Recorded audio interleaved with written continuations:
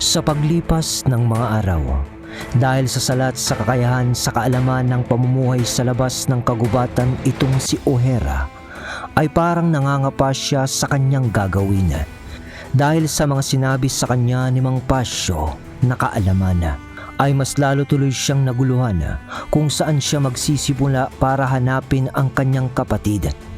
Di kasi kagaya ng dati sa kabila ng bundok sa kagubatan, kung saan sila dating naninirahan ng kanyang kapatid at mga magulang. Parang sa isip niya, yun lang ang mundo na kanyang ginagalawan, at madali mo lang hanapin ang taong gusto mo kung ito man ay mawawala sa iyong paningin. At bukod sa nalalaman niyang yun, ay konting dagdag na lang nakapalibot na rin na mga baryo na nakapailalim sa kolonyal na pamamahala ng mga Kastila, na kung saan ay mga praile ang siyang pinapaniwalaan na siyempre mga Kastila din. Ngunit sa kanilang pagtawid sa bundok, sa pagkahiwalay nga sa kanya ng pinakamamahal niyang kapatid, di niya sukat akalain na may mas malawak na kapaligiran kaysa sa lugar na kanyang pinanggalingan. Kumbaga, naiignorante pa dito si O'Hara. Dahil sa ikaw ba naman ang lumaki ng 24 anyos na gulang, na tanging iniikutan ng mundo mo ay ang inyong baryo lamang, na sinasabi nga ng kanilang dato na yun lang ang hangganan ng kaya nilang libutin. Ngunit mali pala yun, dahil sa mas maraming tao pa pala sa labas ng kagubatan. At doon ay mahihirapan ka nang hanapin ang taong mawawala dahil sa lawak ng komunidad na iyong iniikutan o kinikilusan. Dahilan na mahihirapan talagang mahanap ni O'Hara ang kapatid nito. Mga kabagis, umpisaan ng pagganahin ang ating mga imahinasyon sa ng subscribe button. Salamat.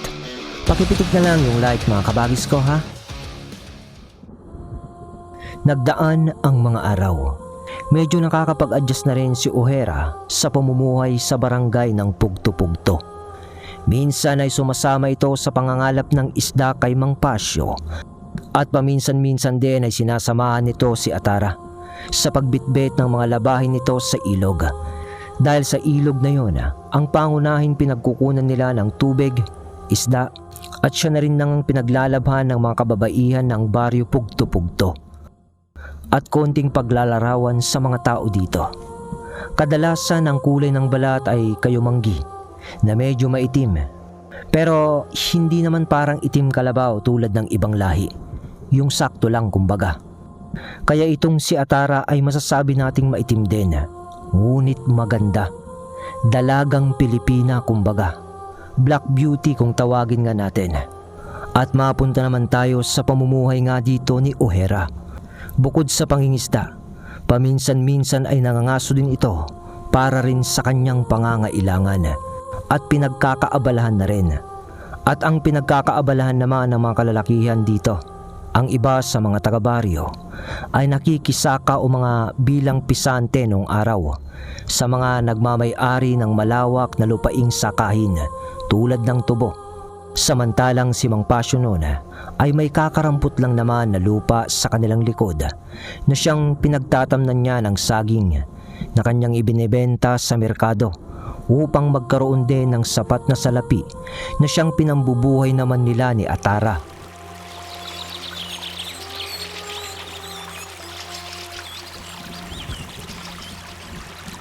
Lumipas ang 2 buwan at medyo naiintindihan na ni O'Hara ang pamumuhay sa labas ng kagubatan.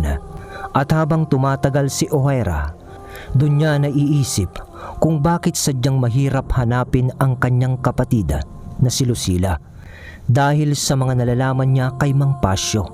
Walang edukasyon si O'Hara, kaya tanging ang mga sinasabi ni Mang Pasyo lamang noon at ni Atara ang nagiging basihan nito sa kanyang natututunan sa pamumuhay sa labas ng kagubatan. At sa isang gabi nga na pag-uusap nila noon ni Mang Pasyo, ay inisa-isa nito ang mga dapat malaman ni O'Hara sa pamumuhay sa kolonyal na estado. At sa harap ng malamlam na ilaw ng gasera, nag-uusap nga sila noon. Alam mo, iyo, O'Hara, marami nang nagbago sa bansa natin mula nung napasok ng dayuhan o mga Kastila.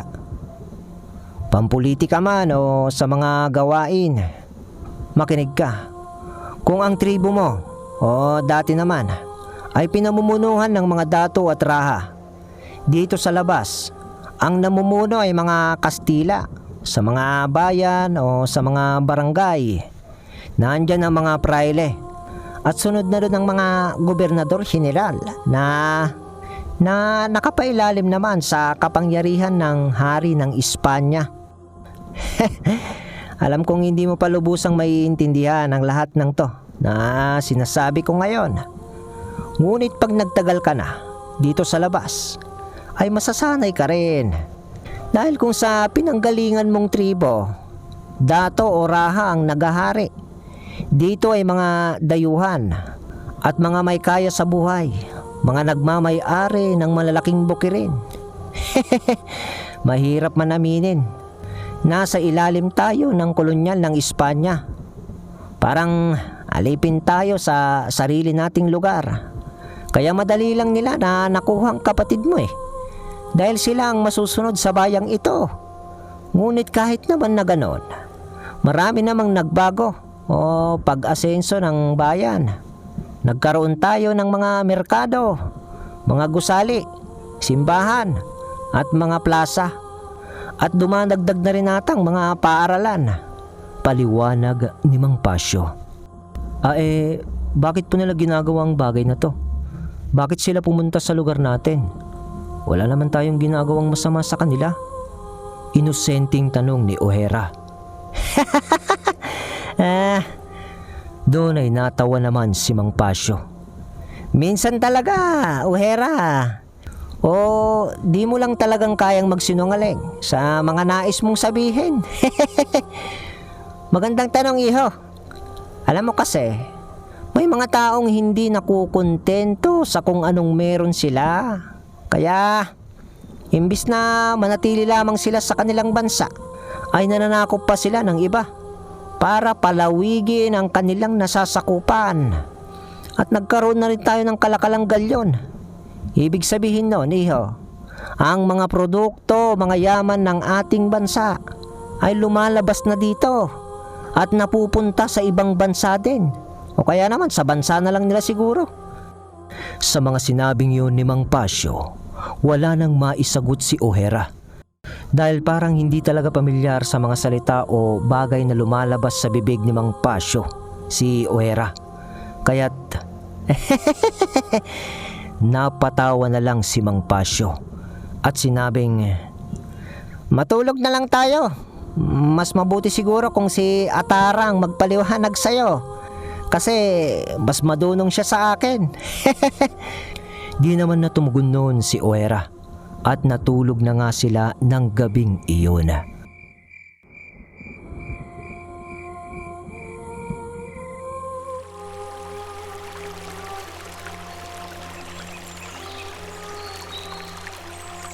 At sa pagsikat ng araw ay ang paglalaban ni Atara. Kaya naman tinulungan na lamang siya ni O'Hara na magbitbit ng labahin dito. Parang wala naman yun kay O'Hara kasi sa isip niya, bawi na lang niya yun sa mag-ama dahil sa kabutihan ng mga ito sa kanya. Kaya't nang matapos niyang ihatid ito sa ilog, nang makalagpas na sila sa mga sagingan at konting kakahuyan na rin, pabalik na rin si O'Hara sa bahay noon. Kasi wala naman na siyang gagawin sa tabing ilog. Ni hindi nga niya kinakausap si Atara dahil parang nahihiya pa siya dito. Sa sata kasi ng buhay ni O'Hara, tanging ang nanay at kapatid niyang si Lucila ang babaeng nakakausap niya. At di na niya alam kung paano makitungo sa ibang babae pa. Nang habang naglalakad si O'Hara sa mga sagingan, papauwi nga, parang nakarinig siya ng pag-uusap ng lalaki at babae. Napatigil siya sa kanyang paglalakad nang sumagi sa kanyang paningin ang isang lalaki sa medyo may mas maraming puno ng saging. Nakilala niya yun. At yun ay walang iba kundi si Miguel Naalala pa nga niya sa kanyang isipan noon na sinabi ni Mang Pasyo na sa susunod na buwan daw ang kasal nito kay Atara. Ngunit sa di sinasadyang pagkakataon, nakita ni O'Hara na may kasamang babae si Miguel. At tawa ng tawa yung babae na parang nakikiliti. Tsaka malandi yung tawa niya hanggang sa nanahimik yung dalawa. Nakatayo lang naman noon si O'Hara sa tapat ng isang saging na siyang nagkukubli sa kanya sa mga yun. Nang pakatitigan niya yung babae, nakikilala niya yun. At yun ay asawa ng isang lalaki na nakakasama nila sa pangangalap ng isda ni Mang Pasyo. Maya-maya pa ay humahalinghing na yung babae. Ibig sabihin, may ginagawang milagro o kababalaghan itong si Miguel. At ang babae na yun na may asawa na nga. Ibang kababalaghan to, mga kabasa. Alam nyo na, nagtatalik ang dalawa sa sagingan. At kahit galing lang naman sa tribo si O'Hara, alam niya sa isip niya na ang bagay na ganun ay uri ng panluloko. Dahil sa turo na rin ng kanyang ama noon nang walang ano-ano. Parang nagalit naman si O'Hara dahil nga sa pagkakaalam nito ng tama na mali yung ginagawa ni Miguel. Ibig sabihin, niloloko lang ni Miguel si Atara at doon ay walang sabi-sabi. Naglakad papalapit doon si O'Hara sa dalawang kumakambyo ng kasalukuyan at doon ay sinuntok ni O'Hara si Miguel at tumalsik iyon sa lakas ni O'Hara. Tapos ay nanakbo na yung babae sa sobrang gulat habang ibinababa ang palda nito na nakalislis pa itaas. Hindi agad nakabangon si Miguel sa unang suntok pa lang ni O'Hara. Pagkatapos noon, wala pa ring imik si O'Hara na lumapit kay Miguel. Doon ay nagsisisigaw naman na si Miguel ng "Tulong! Tulong! Tulong!" Dahil sa nakita niyang parang lumalaki ang mga braso at kamay ni O'Hara na nagkakaroon ng maraming buhok. At habang sumisigaw siya, "Tulong! Tulong!" Dinampot naman siya ni O'Hara sa kanyang leeg ng pagsakal at itinaas siya nito. Sabay hampas niya sa isang puno ng saging.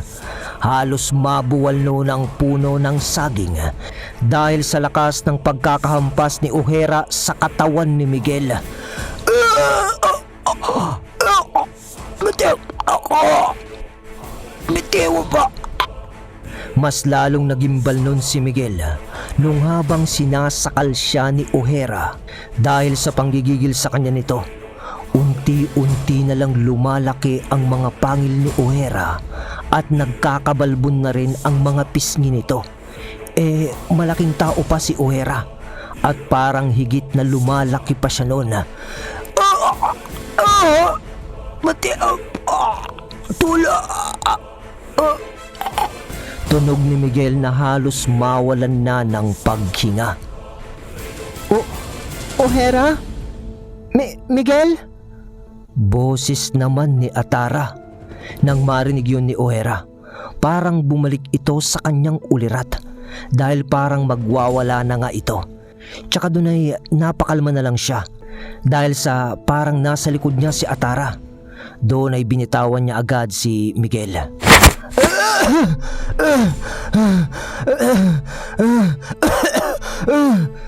Tunog ni Miguel na nakaraos sa kanyang paghinga. Tapos ay agaran nitong pagsumbong kay Atara ng "Halimaw! Halimaw! Halimaw to, Atara! Halimaw ang lalaking to! Nag-aalaga kayo ng halimaw! Nag-aalaga kayo ng halimaw!" Bigkas ni Miguel na takot pa rin. Ngunit nang tignan siya ni Atara sa paglapit nito, imbis na maniwala o makinig naman si Atara, napatakip na lang ng mga mata si Atara dahil nakalabas o nakalawit pa ang espada ni Miguel dahil nakababa pa hanggang tuhod ang pantalon nito. Alam nyo na ang ibig kong sabihin sa espada, mga kabagisa. Di ko na lang rinekta. Baka kasi ma-rated 13 tayo. At doon ay dahil sa hiya ni Miguel sa itsura niya, tumakbo na rin lang ito habang itinataas ang pantalon na nag-aapura pa. Nang makaalis na si Miguel, nagkatitigan si O'Hara at Atara. At doon ay nagtanong si Atara. Anong nangyari? Bigkas nito. Ngunit yumuko lang nun si O'Hara at hindi umimik. At umalis na lang ito na hindi pinapansin si Atara. Matapos ang pangyayaring yun, sa pag-uwi ni Atara ay bumalik pa rin naman si O'Hara sa ilog upang tulungan nga si Atara sa mga bitbit nitong linabhan. Ngunit ganun pa rin naman, hindi nagkakaimikan ang dalawa kasi hindi naman nagsasalita si O'Hara hanggang sa makaabot na nga sila sa kanilang bahay na hindi nag-uusap. Ngunit pagdating nila, naabutan nilang nandun na si Miguel na nauna lang nagsumbong o nagpapaliwanag kay Mang Pasyo. At sa pag-akyat ni O'Hara sa bahay, Yan! Halimaw yan! Mang Pasyo! Mabuti ba palayasin nyo na yan! Sumbong ni Miguel na tinuturo-turo pa si O'Hara at mataas yung boses.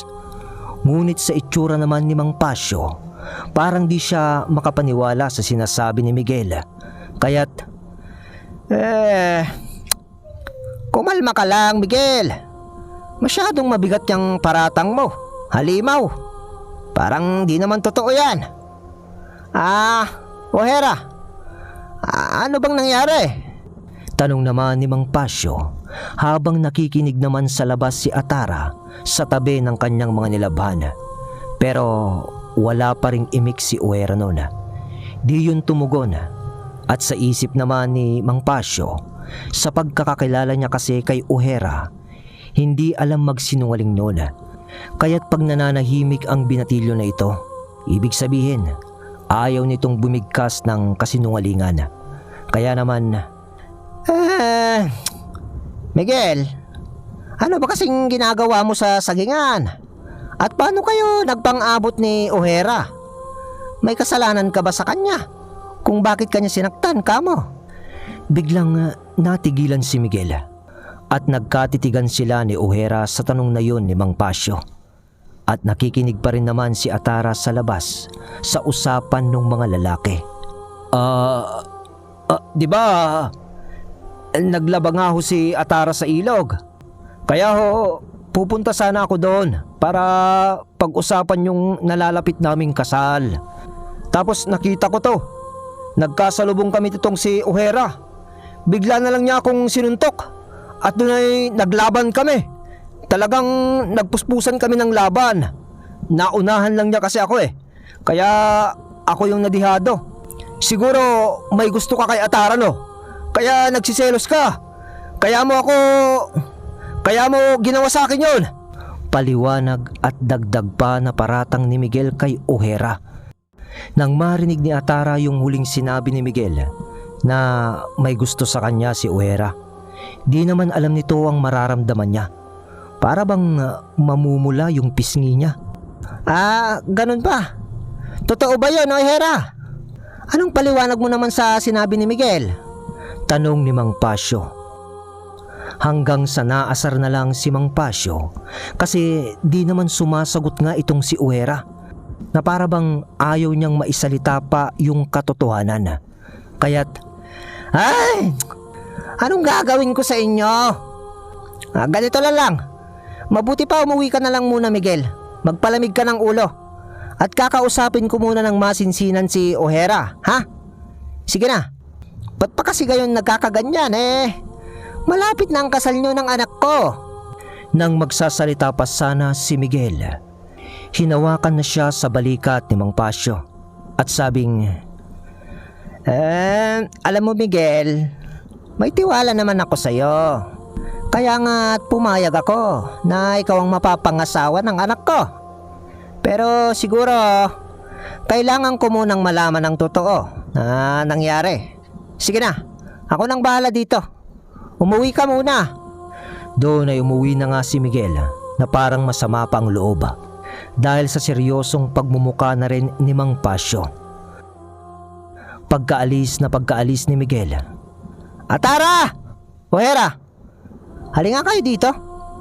Tawag ni Mang Pasyo sa dalawa. Ano ba tong nangyayari na to?" Dagdag pa nito. At nang pagkaupo ng dalawa sa harap ni Mang Pasyo na nakatayo pa noon at aburido, "Magtapat nga kayong dalawa sa akin. May di ba ako nalalaman tungkol sa inyo?" Tay, anong ibig niyong sabihin?" Pagkabigla ni Atara. "Simple lang anak. May namamagitan ba sa inyo ni Ohera? Baka naman may relasyon kayo. Kaya nag-aalboroto yung si Miguel." Rektang tanong ni Mang Pasyo. Kaya't pati si Ohera noon ay nagulat na sa tanong na yun ni Mang Pasyo. At doon ay nagsabay ang dalawa na, Wala ho. Ano ba yan? Ikaw ba, Atara?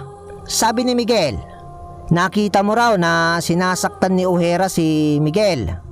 Paano ka naman napunta sa sagingan?" Tay, narinig ko kasi ang pagsigaw ni Miguel.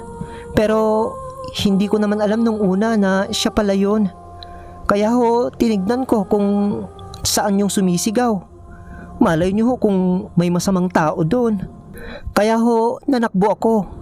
At yun na nga ho, nakita ko kung sakal-sakal ni Ohera si Miguel. Ganun ba? Ohera, bakit mo naman sinakal si Miguel?" Doon ay biglang nagkatitigan ang dalawa sa tanong ni Mang Pasyo. Si Ohera at Atara, na parang inaantay ni Atara ang sagot ni Ohera. Ngunit bigo pa rin na makapiga ng salita si Mang Pasyo kay Ohera dahil di naman ito sumasagot at yumuko na lang ito. Siguro ay alam ni Ohera na nakakahiya yung ginagawa ni Miguel at nung babae na may asawa na nga. Kaya naman, "Hay! Ohera, iho! Bahala na nga kayo dyan!" Salita ni Mang Pasyo na parang nagsawa na lang sa pagkausap kay Ohera. Tay, saan kayo pupunta?" "Nako, sa ilog anak! Dahil mas maganda pa atang kausapin ng mga isda kesa sa inyong dalawa." Salita ni Mang Pasyo na parang nagtampo na. Sabay alis nito at naiwan na lamang ang dalawa sa bahay na hindi naman nag-iimikan. Labas ako." Salita ni Ohera, sabay lumabas na rin ito sa bahay. At sumunod naman na lumabas si Atara. At doon ay nagkatitigan na naman sila sa labas. Magsasampay ako." Natapos nga ang usapan sa problemang yun na walang natapos. Lumipas na naman ang mga araw at sa mga araw na yun ay sinubukan naman na hanapin ni Ohera si Lucila habang sila noon ay pumupunta ni Mang Pasyo sa merkado para magtinda ng saging. Pinapayagan ni Mang Pasyo noon si Ohera na maglibot-libot sa merkado at baka sakaling makita niya si Lucila. Pakasakali lang. Pero sa kasamaang palad, kada magtitinda sila, umuuwing bigo pa rin si Ohera na mahanap si Lucila. Mga makailang araw na rin na di dumadalaw noon si Miguel kay Atara dahil siguro sa insidente. Ngunit nung araw na wala si Mang Pasyo at Ohera sa kanilang bahay, hapon na noon, nang pabalik si Atara mula sa ilog. Katatapos lang nitong maglaba. Hinapon na siya kasi marami pa siyang ginawa na gawaing bahay. Di na rin siya natulungan noon ni Ohera sapagkat nagtinda nga sila ng saging sa merkado ni Mang Pasyo. Sabay hanap na rin niya kay Lucila syempre. Nang nagulat naman si Atara nung malapit na siya sa kanilang likod bahay. Magandang araw sa'yo, Atara." "Uy, Miguel, kumusta? Ba't ngayon ka lang nadalaw?" Bati naman ni Atara. Naging abala kasi ako nitong nakarang araw eh." "Ay, ganun ba? Halika, doon tayo sa bahay." Dito na lang. May gagawin lang tayo. Saglit lang to." Salita ni Miguel. Anong gagawin natin?" Tanong ni Atara. Nang biglang, Ano ba? Ano ba, Miguel? Anong ginagawa mo? Sinunggaban ni Miguel si Atara ng halik. Ngunit nangilag si Atara. Ano ka ba? Ikakasal na nga lang tayo. Tumatanggi-tanggi ka pa? Sige na, gawin na natin yung ginagawa ng mag-asawa. Ang dami-dami mo pang pakeme-keme. Salita ni Miguel, sabay hablot na sa mga magkabilang braso ni Atara. Ngunit ayaw ni Atara ang gusto niyang mangyari. Miguel! Miguel, ano ba? Nasasaktan ako! Bakit? Sinong ipinagmamalaki mo? Yung halimaw na lalaking yon? Si Uera? Doon ay nag-umpisa nang nagsisisigaw si Atara dahil hahalayin na siya ni Miguel. Mukhang itinaon ni Miguel na wala yung dalawang lalaki sa bahay nila. Ngunit lingid sa kaalaman ni Miguel, maaga namang nakapagpaubos noon si Mang Pasyo at Ojera ng kanilang panindang saging. Kaya't sa pagparada ng kariton ni Mang Pasyo sa harap ng bahay pa lang nila sa kalsada, narinig ni Ojera at Mang Pasyo ang sigaw ni Atara. Anong nangyari? Anak ko yun Atara! Ojera! Salita ni Mang Pasyo ng pag-aalala. Wala namang sabi-sabi pa ay tumalon naman si Ojera sa kariton. Sabay talon ulit nito sa bakod na kawayan nung parang nila. Wala nang bukas-bukas ng trangkahan. Napabilib pa nga si Mang Pasyo ng saglitan sa lakas ng talon ni Ojera dahil matayog yung bakod ng parang nila. At lingid sa kaalaman ni Mang Pasyo na 7 beses na mas malakas ang pandinig ni Ojera kaysa sa normal na tao. Kaya naman maski yung taong gustong kumana noon kay Atara ay naririnig niya. Alam na ni Ojera ang nangyayari sa pagtakbo pa lang nito papunta sa likod ng bahay. At nang umabot siya doon, wala nang salisalita pa. Baliktad ni Miguel noon sa sapak na binitawan ni Ojera sa kanya. Ngunit pagbangon ni Miguel, hinugot nito ang itak. May daladala ng itak si Miguel. Ano? Ha? Akala mo siguro hindi kita napaghandaan? Halimaw ka! Hindi ako magpapauna sa'yo kay Atara. Akin siya! Akin siya! Ano, Atara? Ito bang pinagmamalaki mo? Isang halimaw? Isang halimaw na lalaki? Gumaganon-ganon pa ng salita nun si Miguel na nagmamatapang. Ngunit hindi mo man lang makikitaan nun si Ojera ng takot sa hawak na patalim ni Miguel. Kaya naman, napakabilis ni Ojera na kumilos, sabay hawak sa kamay ni Miguel na may hawak nung itak. Habang itinataas naman ni Atara noon ang kanyang damit na nailislis dahil sa pagkapunit. At umiiyak pa ng